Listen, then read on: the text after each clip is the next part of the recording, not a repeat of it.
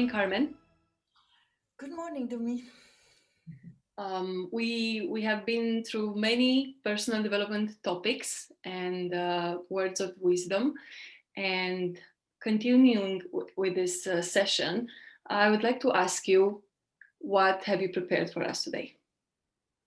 Well, exactly as you said, I would like to depart from personal development into something that is more, let's say, like the daily wisdom, right? For all of us, obviously. And the word says that the one who never changes his opinion will never correct his mistakes, and therefore will never become wiser with the time.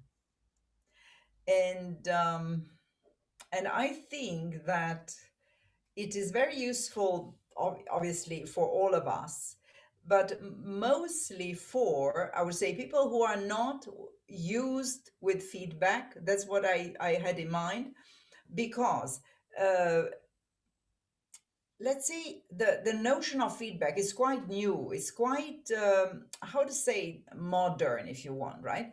And before, I would say that uh, we didn't have the understanding of the feedback as constructive feedback, right? Or willing to help us correct, makes sense.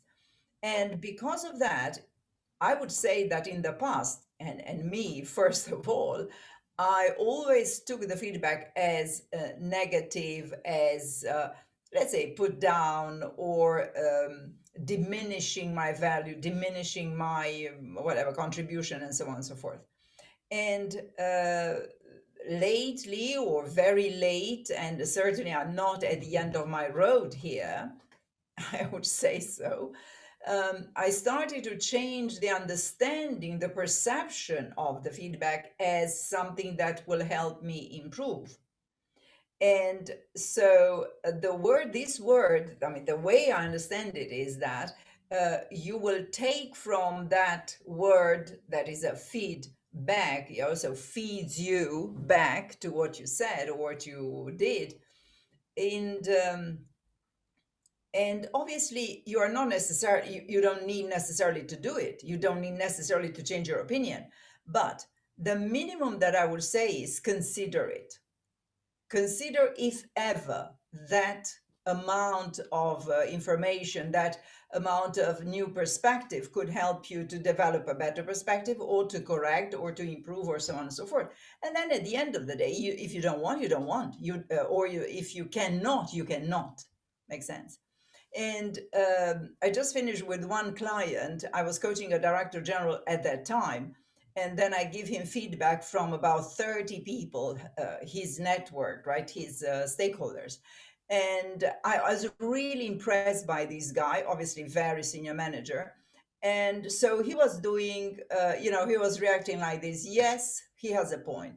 Okay, I will write down and I will do something about that.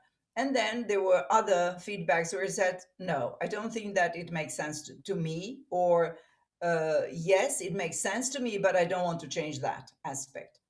And so we went through 30 feedbacks coming from the clients, and we did something like I would say a collection of good feedback to follow, or feedback that he doesn't want to listen to, or so. And I was really impressed by his ability to take it on, and without doubting about himself, right, as a value, right, or as a, let's say, professional, and still taking in that information in order to do better next time. And so I would stay with this last image, if you want, which is how somebody who's has self-confidence is able to take the feedback and to go for, let's say, learning more, or adjusting, or improving based on that feedback. I like very much how you ended the video, because it was a question that crossed my mind. When do you know how to let the feedback come into your life, right? And you connected with the confidence. And Absolutely.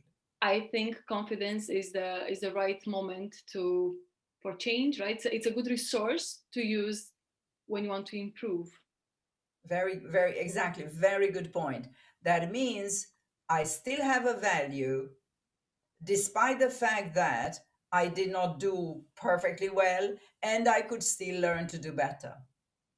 That, let's say, feedback does not diminish my value, will only add to my value. Yeah. Thanks for making that point. I think it's very valuable and not many people say it. And it gives me the confidence that I can change my opinions. Thank you so much, Carmen. And looking forward to our next video. Absolutely. Thank you.